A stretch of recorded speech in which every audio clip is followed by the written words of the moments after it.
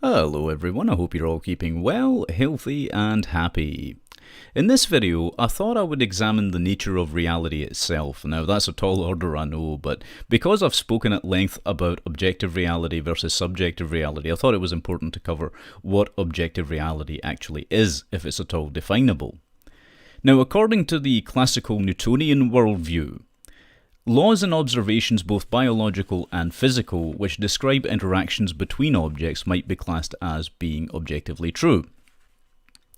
But this implies a contiguous state of existing regardless of whether an observer is observing something or not. And it also carries an inherent implication that living organisms are nothing more than mere objects that have forces enacted on them, and that of course depends on one's point of view.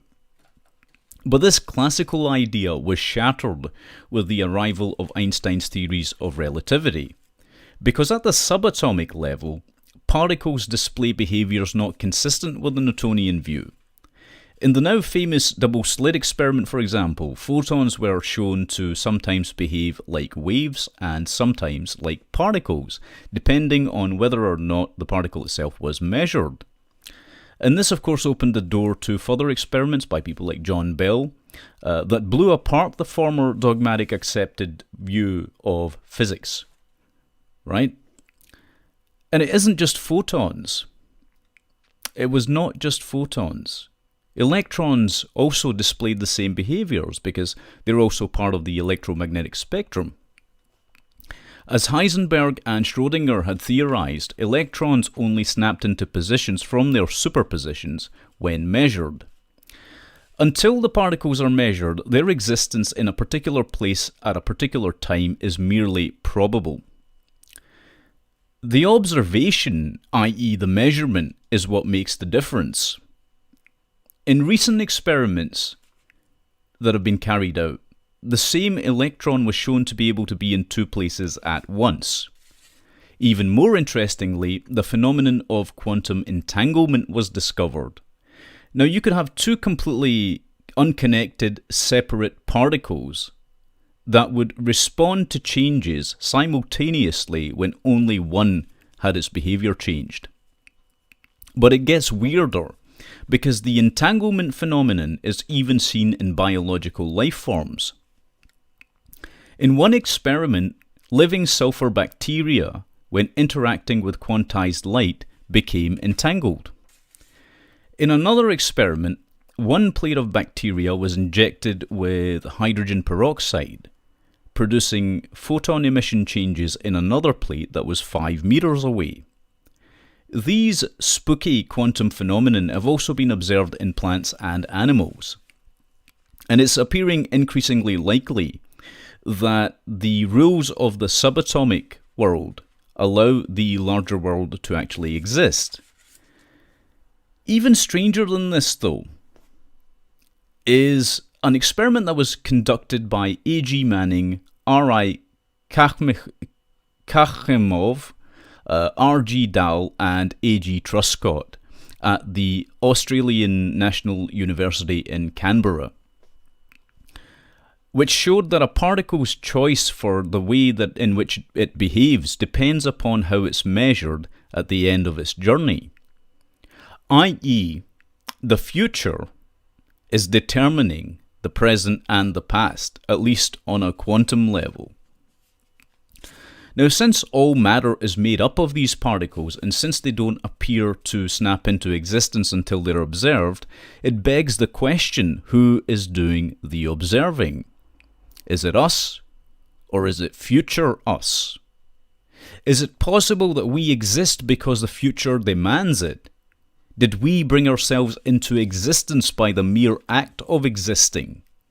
And that would of course apply to all living things. All life, of course, is interconnected. But the puzzle gets stranger because the universe at large may in fact be a holographic simulation. That's according to the work of Gerard 't Hooft, Leonard Susskind, Professor Leonard Susskind, and David Bohm, among others.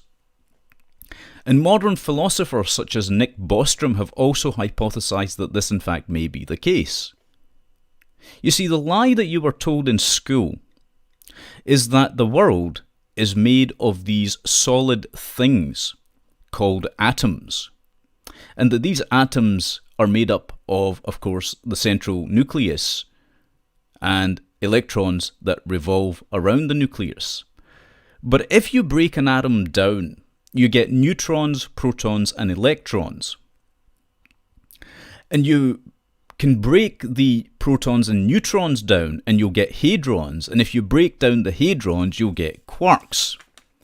But none of these subatomic particles are in any way, shape, or form actually solid, despite the models that you were shown in school, right? See, the danger in teaching kids with those sorts of models, and I think it's been done on purpose, to be honest with you, is that the model itself becomes accepted as being representative of true reality, which it isn't. Okay? At a subatomic level, all of these tiny particulate bits of matter are just possible things that might be, or probable things that might be. And they exist when the environment demands that they do. So the whole universe is made of this stuff. You, me, everything that's around us, right? It's all probabilities, possibilities, mathematical relationships between things that aren't yet real, but they could be. And that's objective reality. It's abstract. It's partly chaotic until it snaps into order, and totally incomprehensible to the human mind. So what do we humans do? We interpret reality. We subjectivize, if you like, our small individual slices of reality and map it. We map the external world through our experiences and our sensory perceptions to an internal construct. And that internal construct is imperfect and it's totally full of errors by its very nature. But it's useful. It's useful for navigating and interacting with the greater objective reality, right? So we can only therefore perceive true reality through secondary sources. And these secondary sources are our ability to think, logic, mathematics, experimentation, art, music, you name it. Most of the things that we do are a means and a way to understand not only our existence but reality at large. They are our primitive tools. But even our senses paint a distorted, low-resolution representation of reality. And I've given the example of the visual cortex. You think that you're seeing with your eyes, but you're not. Your eyes are just like a camera. They're just taking in certain light information, which is transmitted through the back of your retina to your visual cortex, where it is interpreted. Okay? Our brains are interpreting that which is around us and then representing a picture, right? They're creating a picture for us to be able to understand where we are. It's very interesting stuff. But at the end of the day, all human experience is a crude representation. It's a little bit like three blind men and the elephant that is in the room, and one of them's got the trunk, one of them's got the tail, and they all think it's different things. That's really what it's like. And yet, despite this inability to understand objective truth and objective reality, like all life forms, we play a critical role because collectively, we are the creators of this universe potentially. Now, I haven't even covered the multiverse thus far. And I don't think I will in this video because otherwise it would get too complex. But getting back to the question of objective reality versus subjective reality, we could say for human beings, the objective reality might be the accepted and shared interpretation of the human experience, right? And it serves us well because we've built cars and computers and boats and ships and rockets and planes. We've also created bombs and guns and other weapons which are quite destructive as well. But using the secondary senses and sources we have, our ability to think, our ability to rationalize and reason, the development of morals, the development of philosophy, we can judge how best to use something or not, whether it is in our best interest to do that. Okay? Now, what has happened is, and part of the reason why we've created so many destructive things on this planet, I think, is because many people adopted a completely subjective reality. Okay? And subjective reality, in my experience at least, produces solipsism, loneliness, isolation, mental illness, physical illness, emotional distress, and hatred. And we've seen this crop up time and time again through human history, right? The one time that we become destructive is when we give in to this solipsistic, narcissistic path of existing. And this latter path is encouraged by certain groups and persons who wish to cause great suffering and destruction to the human race, because they themselves are in pain due to a lack of wisdom. See, they don't understand the things that we've just spoken about. And it makes it very, very hard for them to understand their own existence and their own suffering and what has been responsible for that. You see?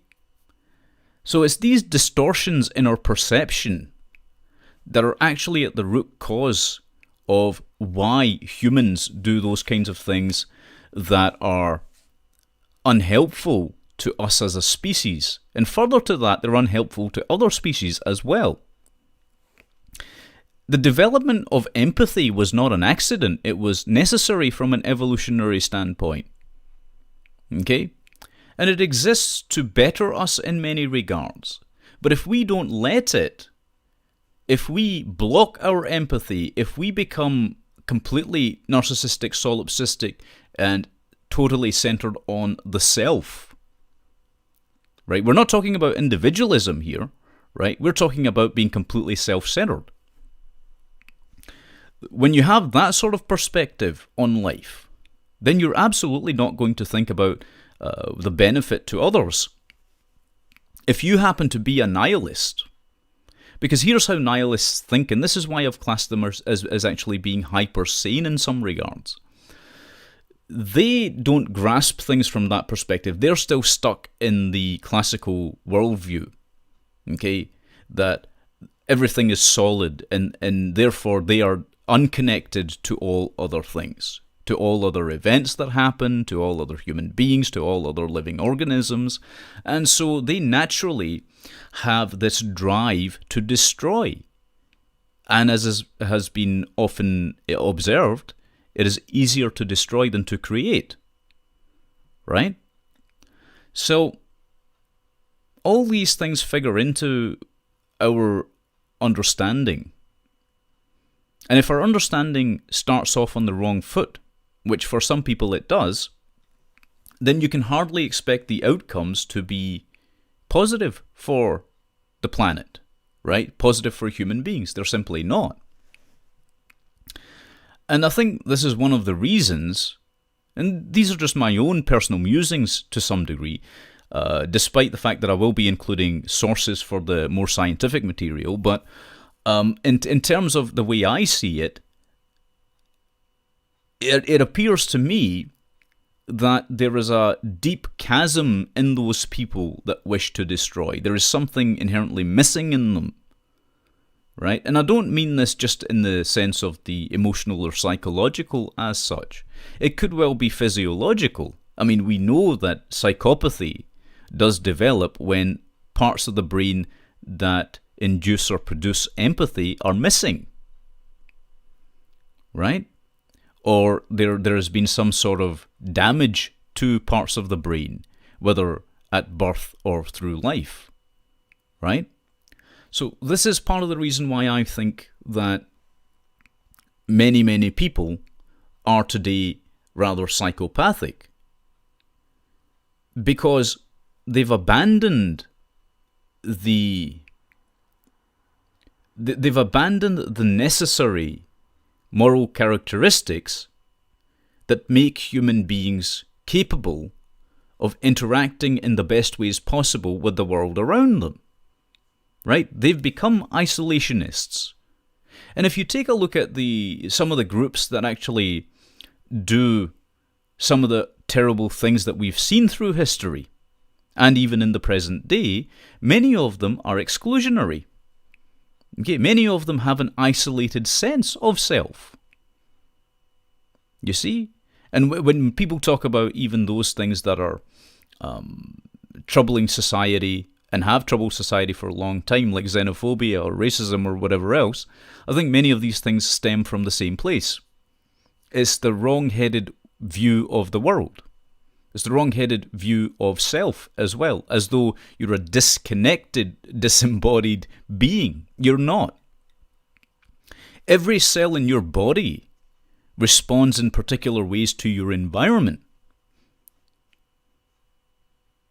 And that means that you have a direct relationship with your environment. Right? So, realizing the symbiosis we have with the universe at large, that's the key and important point. See, what the solipsists have done is that even when they come across new information, such as the fact that the universe may in fact be a hologram, they've somehow managed to create in their own minds, in their own solipsistic minds, the idea that they are separate from it. You're not. You're not separate from it. Okay? Your actual consciousness, the hard problem of consciousness, by the way, still hasn't been solved, but your actual consciousness has a direct relationship with your physical state, for example, your psychological state, your emotional state. Right? And there are many layers to consciousness. It is not quite so simple as you're conscious and that's it. As Freud and Jung noted, there are layers upon layers of what you consider to be yourself. There are many masks that we wear. There are many different types of personas and interactions that we have in the world, many roles that we're told to take on. And we become different people in those roles. And oftentimes many of us respond with a differential attitude to authority, as well as Zimbardo's prison experiment, the Stanford prison experiment, showed. You know? And those things all figure into it all. And this is part of the reason why people who are exceptionally manipulative, people who are self-centered entirely, who don't have a true individual sense of self, by the way, you'll always find that, strangely enough, and this is sort of almost paradoxical, I don't quite know why this is the case, but people who are solipsists are always more ready to become collectivized, despite their solipsism. And I think part of the reason for that is because they feel such a sense of isolation,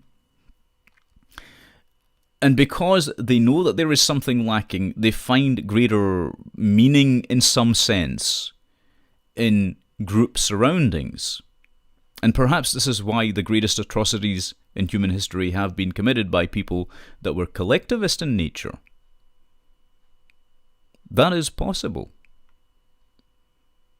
But the most dangerous ideologies even that exist tend to be that way. They're totally subjective. They are 100% completely reliant upon a subjective worldview. If objective facts come along, right, they'll ignore them. They'll refuse to accept them. And perhaps part of that is due to evolution in some regards, because, as I said, objective reality, because we can't perceive it directly in any way, shape, or form, we merely perceive a projection of it in our brains, right? Our brains could well be holonomic processors. And because all we are seeing is a projection of true reality, therefore it's incredibly easy for us to dismiss those things that counter our own internal realities. You see, so evolution has given us a double-edged sword in this regard. On the one hand, we've got the capacity for reasoning and logic and for art and music and creativity and beautiful things like this. And on the other hand, we're also handicapped by the fact that we cannot directly perceive reality. Because if we could just see things as they are, my goodness, how easily and quickly would that completely remove all conflict? Humans would just agree from the get-go, wouldn't they? But at the same time, that's not possible because those aren't the rules that the universe operates under. All things which exist, all of them are incapable of perceiving the universe or perceiving objective truth. There isn't a single living creature, I don't believe, that can. And we're only capable of perceiving it through abstract ideas, through abstract representations. It's a little bit like when people talk about radio waves or TV signals and what have you, right? The wireless devices that we use, our phones and whatnot. When we're learning about these things in engineering or in physics, we create these diagrams due to the energy or the output that these things produce. And we call them waveforms, and we designate things as a wave, right? But in actual point of fact, the thing itself is not a wave. That's not what it looks like, quote unquote. It doesn't look like anything. We can see that kind of representation on an oscilloscope, but that's not what the thing itself actually is. Electromagnetic waves, for example, as we discussed, in most cases, what you've got are probability waves being generated, i.e. the thing could be there or it might not be, depending on whether or not there's somebody there to receive it. Or whether there's something there, some form of equipment there to receive it, right?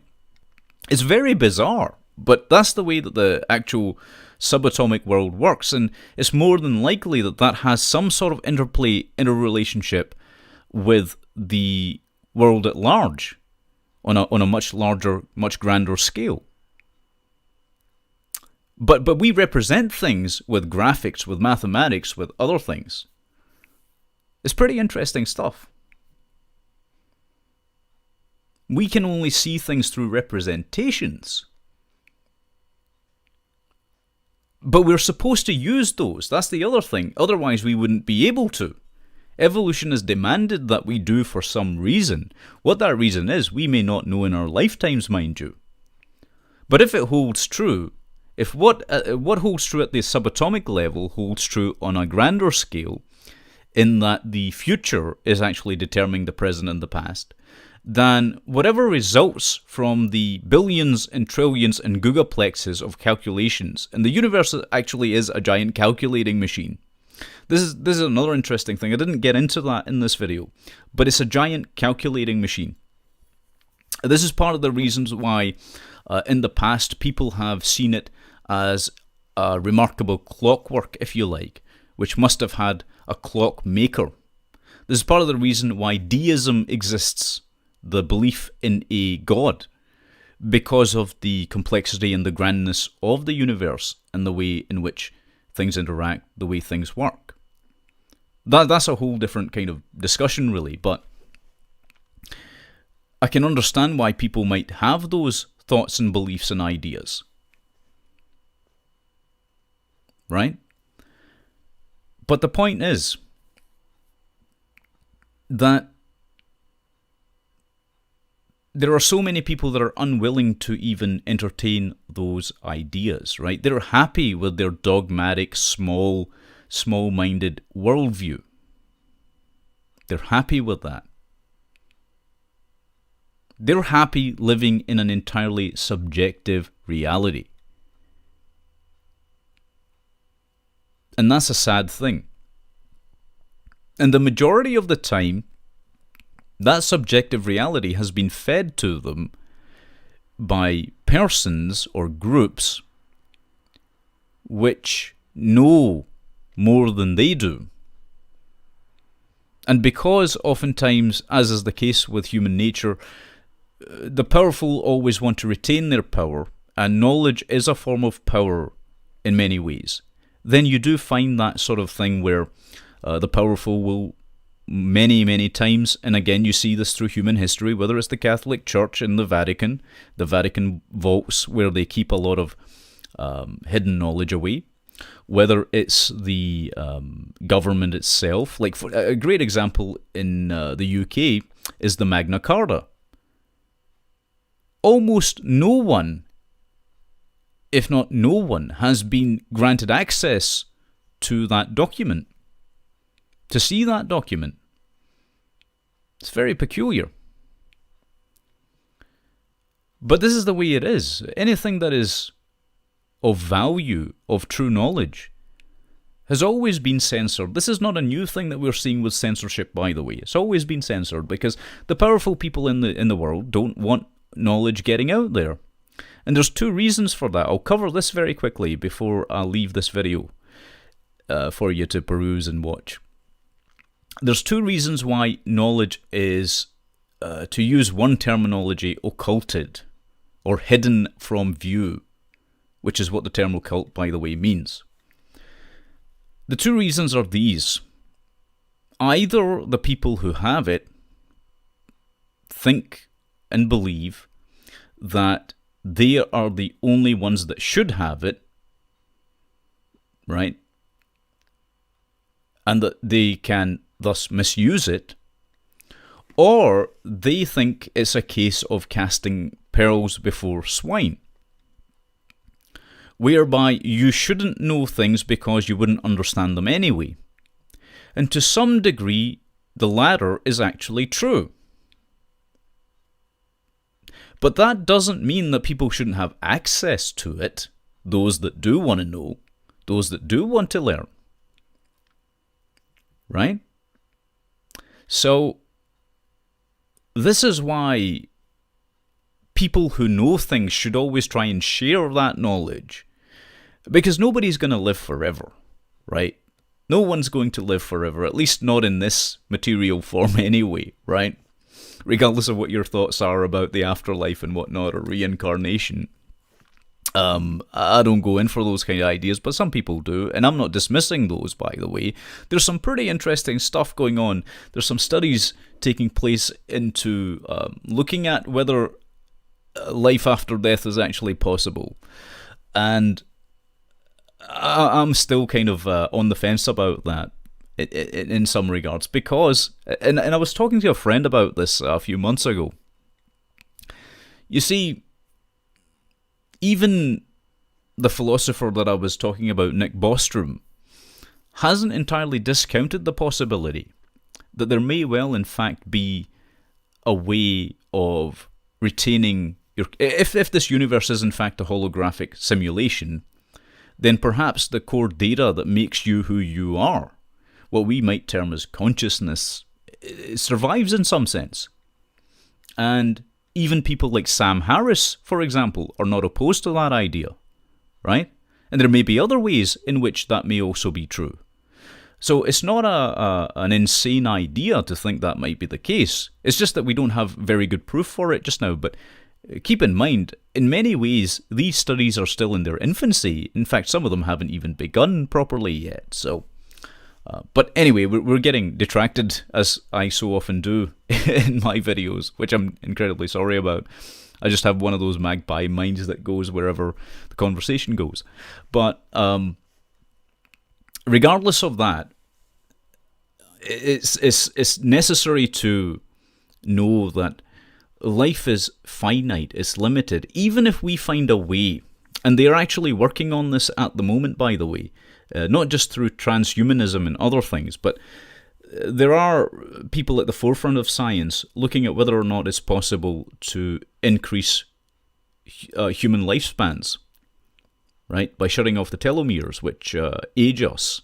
If we could stop the aging process in its tracks, that would be akin to it would be akin to creating a life form similar to the immortal jellyfish. And I don't know if any of you are familiar with those creatures, but they're fascinating. Rumour has it that they actually live for hundreds and hundreds of years. Some of them might even live for thousands. We just don't know. But if human beings... Imagine what would happen if human beings never aged. That would be quite a thing, wouldn't it? But it doesn't discount accidental injury or death, does it? Even if you were to biologically live forever, so to speak, you'd still be subject to things that would happen, right? So it doesn't get rid of the idea of death entirely.